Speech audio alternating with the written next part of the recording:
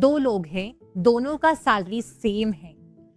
एक के पास नया आईफोन है, वीकेंड ट्रिप्स वो करता है और महीने के एंड में उसके पास 0 सेविंग बचती है। दूसरा जो है उसके पास पुराना फोन है और वो कम आउटिंग करता है, लेकिन उसका जो नेटवर्थ है वो हर साल बढ़ता रहता है। तो फर्क क्या है? फर्क ये है कि वो उनके पैसों को कैसा मैनेज करते हैं।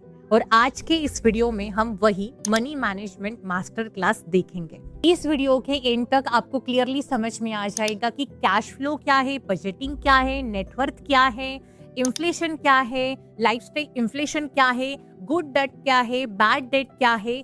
सब कुछ आपको ये कॉन्सेप्ट क्लियरली समझ में आ जाएगा और आप खुद अपना फाइनेंशियल हेल्थ चेक कर सकते हो। पिछले वीडियो में हमने देखा इनकम क्या होता है, इमरजेंसी फंड क्या होते हैं, एक्सपेंसेस क्या होते हैं, ये सब कुछ ये कॉन्सेप्ट हमने पिछले वीडियो में देखा। अब इस वीडियो में हम एक लेवल ऊपर जाते हैं।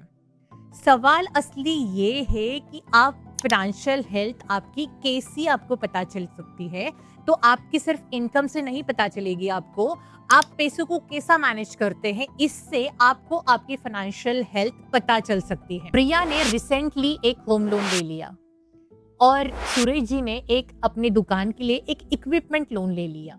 दोनों ने लोन लिया, लेकिन एक अलग रीजन से लोन लिया और सही रीजन से लोन लिया। तो ये हम आगे जाके देखेंगे। पहला कॉन्सेप्ट हम देखते हैं कैश फ्लो। कैश फ्लो का मतलब है कि एक फिक्स टाइम पीरियड में आपके पास कितना पैसा अंदर आया और कितना पैसा बाहर गया। और ये मैटर क्यों करता है? क्योंकि अगर आपका कैश फ्लो निगेटिव है, मतलब जितना पैसा अंदर आ रहा है उससे ज्यादा अगर बाहर जा रहा है, तो आपकी सैलरी कितनी भी क्यों ना हो, आप फाइनेंशियली स्ट्रगल कर रहे हो। तो एग्जाम्पल में हमारी प्रिया और सुरेश जी का एग्जाम्पल लेते हैं।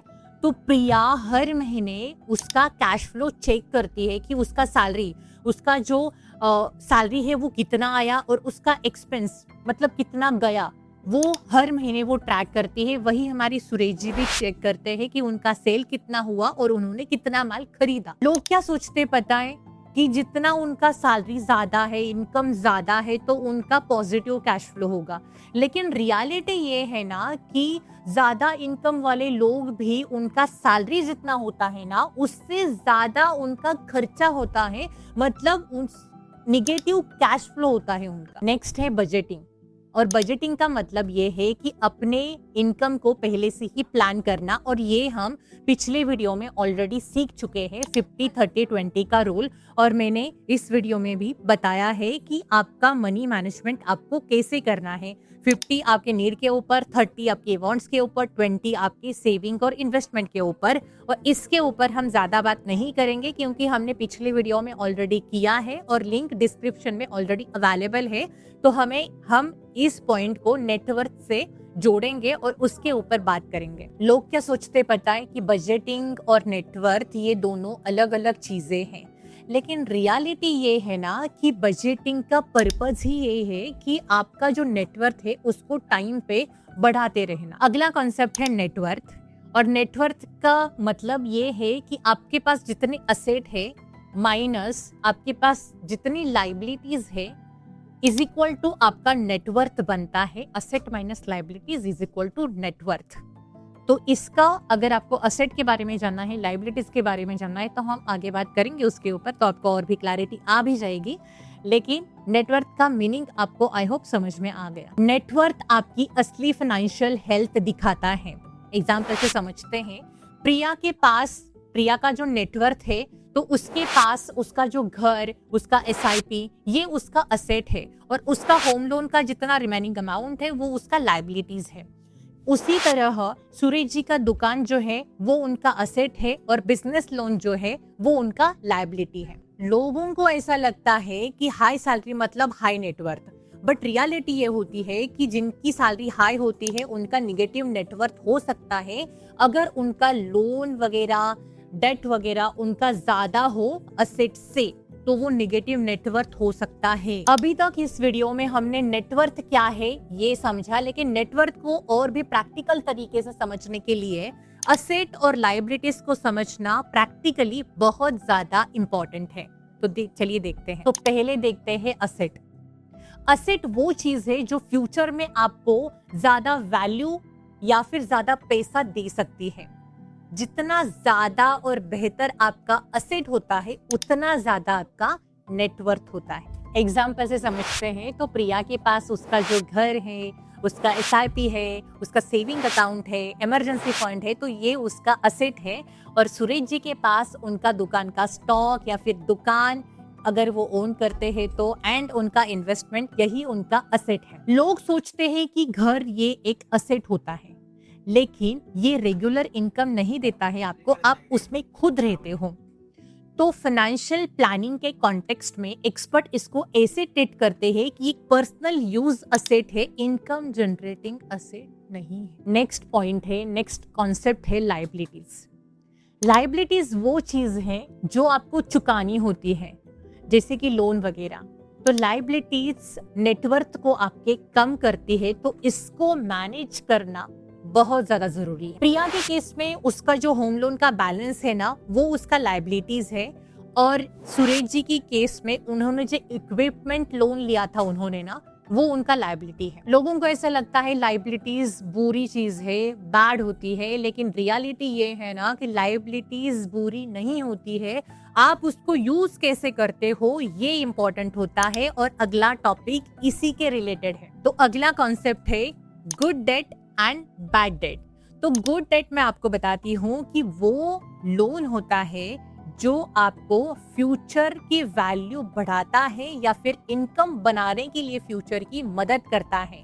और बैड डेट वो होता है जो डिप्रिशिएटिंग चीजों के लिए जो लोन लिया जाता है और उसकी वजह से आपका कोई भी फ्यूचर आपकी इनकम जनरेट नहीं होती है, ये होता है आपका बैड डेट। ये मैं आपको इसलिए बता रही हूँ ना कि हर डेट जो होता है वो बुरा नहीं होता है, और ये समझना फाइनेंशियल मैच्योरिटी की निशानी। प्रिया ने जो होम लोन लिया, अभी हमने वीडियो के स्टार्टिंग में ही देखा, तो प्रिया ने जो होम लोन लिया तो वो उसके लिए गुड डेट है, बिकॉज आगे जाके उसके घर की वैल्यू बढ़ने वाली है। और सुरेश जी ने उनका जो इक्विपमेंट लोन ले लिया तो वो उनकी दुकान में इनकम बढ़ाता रहता है, तो वो भी उनका गुड डेट है। लेकिन अगर प्रिया ने वेकेशन के लिए, मोबाइल फोन्स के लिए अगर कोई पर्सनल लोन ले लिया तो वो बैड डेट है, उसकी वैल्यू आगे जाके नहीं बढ़ने वाली है, क्योंकि वो डिप्रिशिएटिंग असेट उसने ले लिया, तो उसका वैल्यू आगे जाके नहीं बढ़ने वाला। तो ये फर्क समझना आपके लिए बहुत ज्यादा जरूरी है। अभी आपने भी आपके आसपास लोगों को देखा होगा, मैं भी देखती हूँ, लोगों को ऐसा लगता है कि लोन लेना गलत चीज है, लेकिन रियलिटी ये है ना कि लोन आप किस तरीके से यूज कर रहे हो ये भी इम्पोर्टेंट है। तो उसकी वजह से आपका नेटवर्थ बढ़ सकता है। लेकिन कई बार लोग लोन इसीलिए लेते हैं कि उनको फ्यूचर की वैल्यू नहीं समझ में आती, उनको फोन लेने के लिए, वेकेशन प्लान करने के लिए वो लोन लेते हैं, तो ये गलत चीज है। तो आप लोन को कैसे यूज करते हो ये भी डिपेंड करता है। कोई लोग तो क्या करते हैं, क्रेडिट कार्ड पूरा का पूरा जिसका उसका लिमिट जो है उतना खर्च करते हैं, सिर्फ अपनी पर्सनल जो चीजें हैं, एक्सपेंसेस है, उसको पूरा करने के लिए। तो ये गलत चीज है, ये क्लासिक बैड डेट का एग्जाम्पल है। दोस्तों, ये एक जनरल एजुकेशनल फ्रेमवर्क है। अगर आपको लोन लेने का आप सोच रहे हो तो उसका टेन्योर, रेट ऑफ इंटरेस्ट, अपनी कैपेसिटी देख के कि आप ईएमआई कितना भर सकते हो वो देख के ही लोन ले लेना। और अगर आपको कोई अदर फाइनेंशियल एडवाइस चाहिए तो आप आपके फाइनेंशियल एडवाइजर से भी बात कर सकते हो। हमारा नेक्स्ट कॉन्सेप्ट है इन्फ्लेशन। इन्फ्लेशन का मीनिंग ये है कि टाइम के साथ चीजों की वैल्यू बढ़ते रहना, जिससे आपके पैसों की परचेसिंग पावर कम होती रहती है।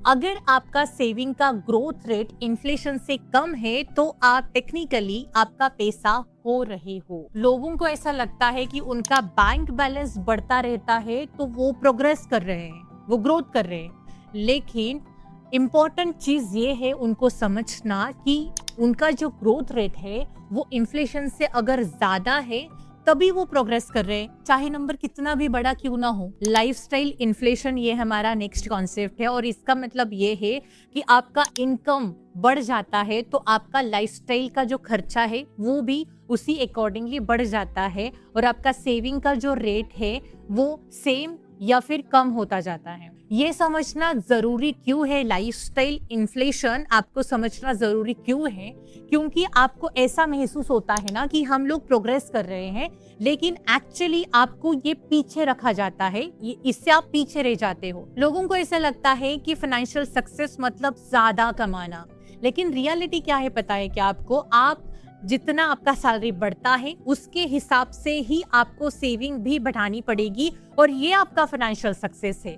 लाइफस्टाइल के ऊपर कम खर्चा करना है आपको, और आपको सेविंग के ऊपर ज्यादा खर्चा करना है, जितना आपका इनकम बढ़ेगा उसके हिसाब से। आज ही आपको एक काम करना है, सिंपल नेटवर्थ लिस्ट आपको अपनी बनानी है। एक तरफ पूरा असेट आपको लिखना है, जितना आपका प्रॉपर्टी है, आपके असेट है, आपका आप जो ओन करते हो वो सब आपको एक साइड में रखना है, और माइनस आपका जितना लाइबिलिटीज है वो आपको रखना है, मतलब जितना क्रेडिट कार्ड, जितना डेट है आपका उतना, और आपको असेट माइनस आपकी लाइबिलिटीज करना है, और वो आपका नेटवर्थ है। ये आपको क्लियर पिक्चर आपके सामने दिख जाएगा कि आपका पॉजिटिव नेटवर्थ है या फिर निगेटिव नेटवर्थ है, आपको क्लियरली वो समझ में आ जाए। तो आज के इस वीडियो में हमने पूरा मनी मैनेजमेंट मास्टर क्लास पूरा देखा, कैश फ्लो से लेके लाइफस्टाइल इन्फ्लेशन तक, और अगले वीडियो में हम मॉड्यूल 3 में एंटर करने वाले हैं, बैंकिंग में। अगले मॉड्यूल में हम देखेंगे बैंकिंग का पूरा कोर्स, हम देखेंगे आरबीआई काम कैसे करता है, सेविंग करंट अकाउंट काम कैसे करते हैं, ऑल्सो एफडी आरडी क्या होता है, केवाईसी का कंप्लीट प्रोसेस हम देखेंगे। अभी आपको पैसों को मैनेज करने का तो मतलब टेक्निक तो समझ में आ गया है, सिस्टम समझ में आ गया है, तो अब ये सिस्टम स्टोर कहाँ होता है, मैनेज कहाँ होता है, ये हम अगले मॉड्यूल में सीखने वाले हैं, देखने वाले हैं।